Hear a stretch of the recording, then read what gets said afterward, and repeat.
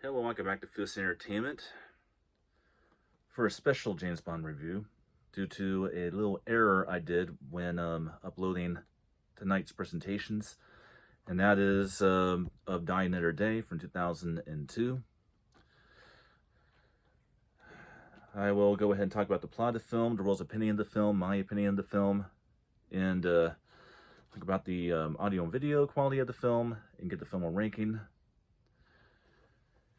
So let's get on with it. Not going to read off of a phone this time, just going to do it quick. After being held captive due to being betrayed by an unknown fellow agent, James Bond finally gets released from North Korea to where MI6 disavows him.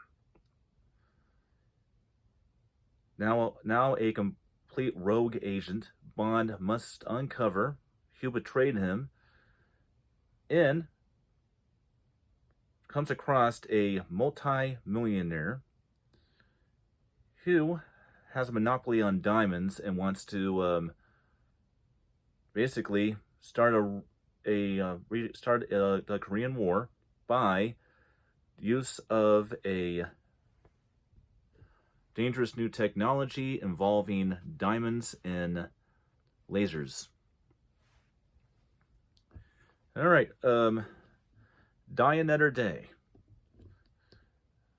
This is the Pierce Brosnan James Bond film that everybody hates with a passion, and is for very, very dumb reasons, if you ask me.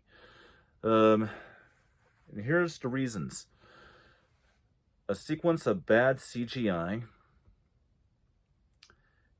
They claim that the Bond woman in the movie, Jinx, is the worst Bond woman of the entire franchise. I disagree. There's far worse Bond women in the franchise than her. They say that the villain is very silly and poorly created. That one I kind of agree with. I think that Gustav Graves is actually a very silly villain. And they feel that the plot's a little silly. Well, the plot's not actually silly, in my opinion. I think it's a great plot. And they don't like the theme song from Madonna. Now, that one, I'll give it to you. I don't like that theme song either. Now let's go on to my opinion of the film. If you can look past the silly villain, you can look past the ridiculous CGI. Sorry about the shaky cam, people. I'm holding a portable cam. Sorry, a portable tripod and not having one stationary. I just want to get this done real quick because there's a redo due to a mistake I made. But really, if you take a look past the CGI, take a look past the silly villain, and you can actually really enjoy this James Bond film. And in fact, I think on rewatch value, Die Another Day has a lot of rewatch value, especially for Pierce's last film. And I find them actually more Fleming in this film every time I watch it.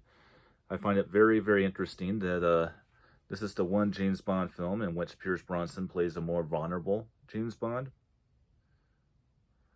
And you definitely see it in a few key sequences of the film. Like when he's exchanged after the pre-title sequence, you get a little sense in his eyes that he thinks he's going to die. And there's a few other sequences, like, for example, when the main villain goes ahead and is electrocuting him. You can see fear in his eyes there. There's certain things in this film that really make it stand out from the other three Pierce Brosnan films, in my opinion. And I think it's one that's often overlooked and misjudged because everybody doesn't like it. And I think that's not really a reason to dish on a film. Let's talk about the audio and video quality. The video is very, very good. This, like the previous 19 films before this, was remastered and restored. Not remastered, I would say restored in 4K. And definitely shows. This one has the first one that actually had high definition in theaters. So it's a lot more of a jump forward over the previous 19 films. And this still is kind of a product of its time.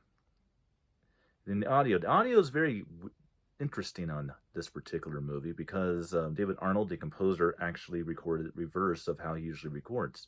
Usually you have all of your dialogue and your stereo effects up front and center, and the surround effects are kind of just an add-on there when needs to be.